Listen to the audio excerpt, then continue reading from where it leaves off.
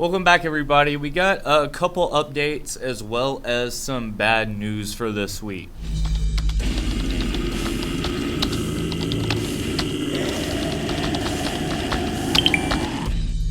So it's been a couple weeks. I had a bunch of stuff come up, but that leaves us with more to talk about. So I was referring to Peacemaker's transmission going out in the last episode.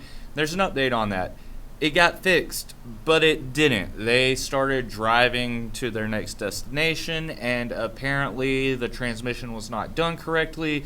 I believe they've gotten it squared away, though. Like I said, this was like 2 weeks ago, but just wanted to update you all on that fiasco. Unfortunately, they had some more issues and ended up missing the next date they thought they were going to make, but I think they're good to go now, so glad to hear it. Hopefully it didn't put too much of a hole in their pocket. Next up, we got Garza coming back to Sui Si. This is a really good thing. I'm super happy about this. I'm happy he has gotten over the, mental burnout or whatever it was that was messing with him and made him step away for a little bit. But it's good to have one of the original members back.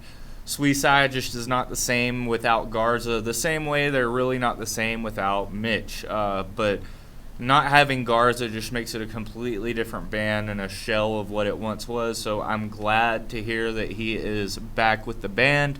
And next up, we have some extremely sad news. So, one of the founding members of the greatest deathcore band of all time, Elysia, has passed away. Danny Lomeli has unexpectedly passed away. I don't believe they have released an official cause of death. I tried Googling, and take this with a giant grain of salt because this is based on a little bit of speculation along with some Google search results that I could not confirm. But as far as I'm aware, there was a medical emergency, and when I was Googling, I saw something come up about pancreatic cancer, but when I went to go see if that's what it was about, the link was just not very good. It was a link to a list of different obituaries, and there were multiple Dannys in the list of obituaries, so I couldn't click on Danny Lomeli's obituary and read it because the website was just trash.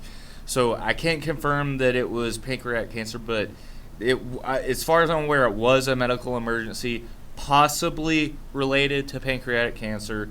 Regardless, it's a tragic incident. It's extremely sad. It's a huge loss for the deathcore community in general. The greatest deathcore band of all time. I know a ton of people have seen them recently when they were on Hellfest, and just with the whole resurgence of shows ever since they came back and did the reissue of Masochist and started playing again. The stories that people in the band like Zach have shared, people that knew him have shared, he was an amazing person to be around, did a lot for the music community, and this is a huge tragedy, and he will be greatly missed. Rest in peace, Danny Lomeli.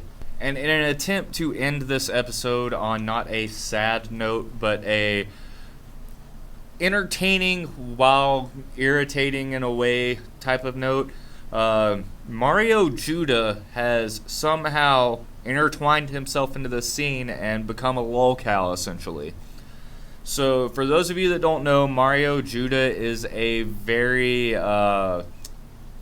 untalented, I guess you could call him SoundCloud rapper. He has had a lot of success in the past, but he has fallen off recently, and I guess he's hurting for money a lot because he did one show with a mixed bill of hardcore and deathcore bands, and I guess he decided that he was going to use this newfound clout within the community to scam people. And I can't look at the statements right now. I didn't go in depth as much as I should have on the script, but he, at least 3 shows he booked and was headlining for on mixed bills hardcore with some deathcore acts and some metalcore as well.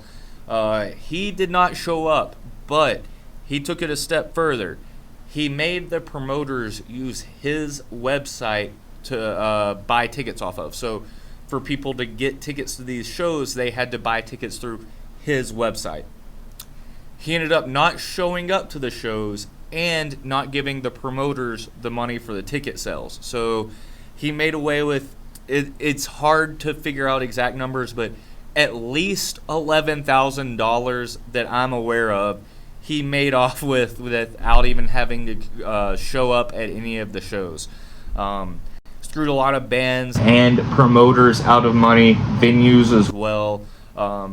Mario Judah is a talentless lolcow now, and yeah, he is getting a lot of threats from people in the community, and love to see the gatekeeping.